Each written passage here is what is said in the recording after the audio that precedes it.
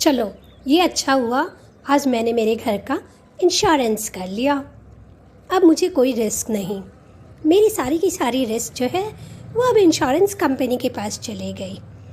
अब मैं आराम से सुकून की नींद सो सकती हूँ। तो इसके लिए आपको इंश्योरेंस कंपनी का कुछ पे करना पड़ा क्या? हाँ, जो हम इंश्योरेंस कंपनी को पेमेंट करते हैं उसे हम प्रीमियम कहते हैं। हाँ, मैं प्रीमियम दे आई। अरे दीदी, आपके घर को तो आग लग गई। कोई नहीं, मेरा क्या, जाने दो, जो जल रहा है वो। मैंने तो इंश्योरेंस पॉलिसी ली है। अगर पूरा का पूरा सामान जल भी जाए तो मुझे उससे कोई फ़र्क नहीं पड़ेगा।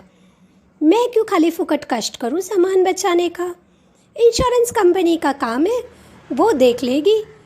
मैं क्यों अपने हाथ खाली फुकट आग में डालूं। ये काम तो इंश्योरेंस कंपनी का है, वो देख लेगी। अब मेरी तो कोई जिम्मेदारी बनती ही नहीं है। बस प्रीमियम भर दिया, मेरा काम तो हो गया। अब देखे नुकसान, ये नुकसान होगा तो इंश्योरेंस कंपनी का होगा, मेरा थोड़े ना कुछ जाता है। तो देखा बच्चों, आपने इस सिचुएशन को देख के आपको ये पता चल गया होगा कि माया का जो स्टैंड था ये गलत है।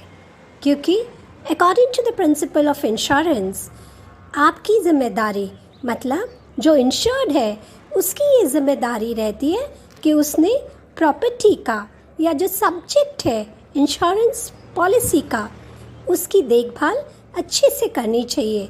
ये उसकी ज़िम्मेदारी है कि उसने एसेट को किसी भी हानि से बचाना चाहिए। ये है इंश्योरेंस का principle to mitigate the loss, that is mitigation. It is the owner's responsibility to minimize the loss as far as possible. तो चलो बच्चों, आपसे विदा लेते हैं। मिलते हैं एक और नए वीडियो के साथ। तब तक के लिए बाय।